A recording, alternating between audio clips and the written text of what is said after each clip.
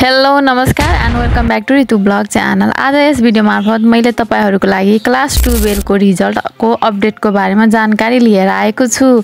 यो भिडियोमा मैले क्लास 12 को रिजल्ट कहिले आउँछ, रिजल्ट चाहिँ कसरी गर्न सकिन्छ, कक्षा 12 मा एनजी आयो भने के गर्ने, कपी चेकको प्रोसेसिङ कहाँसम्म पुग्यो, पासमा कति हो, पास हुनलाई कति अंक ल्याउनु पर्ने हुन्छ भन्ने बारे मैले सम्पूर्ण जानकारी वन बाइ वन स्टेप गरी मैले भन्ने छु। यदि यो भिडियोमा तपाईहरु नयाँ हुनुहुन्छ भने च्यानललाई सब्स्क्राइब गरी बेल आइकनको अलमा थिची एउटा लाइक र साथीहरुमा जति सक्दो शेयर गर्न नभुल्नु होला, जसले गर्दा अरु साथीहरुले पनि क्लास 12 को अपडेटको बारेमा जान्न सकोस्। अब हामी टपिकतिर लागौं।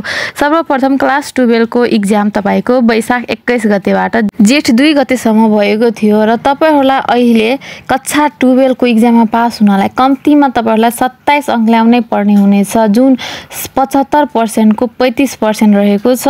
मिनिमम तपाईहरुलाई त्यै पनि 25 देखि 26 अंकसम्म तपाईहरुलाई ल्याउनै पर्ने हुनेछ पास हुनको लागि। र त्यसपछि एनजी आयो भने के गर्ने त? यदि एनजी आयो भने आतिनु पर्दैन। यदि तपाईको कुनै पनि सब्जेक्टमा 25 अंक भन्दा कम अंक आयो भने एनजी लाग्छ। एनजी आयो भने तपाईले 3 वटा काम गर्न सक्नुहुनेछ। एउटा भयो रिटोटलिङ, त्यसपछि अर्को भयो कपी रिचेकिङ, त्यसपछि तेस्रो भयो रि एक्जाम दिन सक्नुहुनेछ। यदि तपाईहरुको 2 वटामा मात्र एनजी आएको छ भने यही वर्ष तपाईहरुले फेरि एक्जाम दिएर पास हुन सक्नुहुनेछ।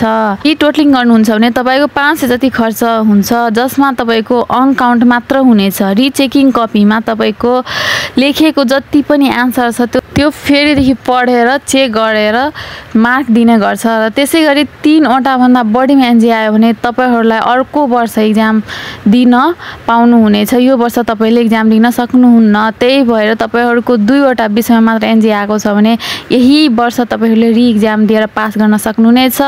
र त्यसपछि रिजल्ट कहिले आउँछ त? क्लास 12 को रिजल्ट चाहिँ साउनको तेस्रो हप्तामा आउनेछ, किनभने तपाईको एक्जाम 10 दिन ढिला भएको थियो। तपाईहरुको क्लास 12 को रिजल्ट चाहिँ साउन महिनाको 21 गतेदेखि लिएर 28 गते भित्रसम्म आउनेछ।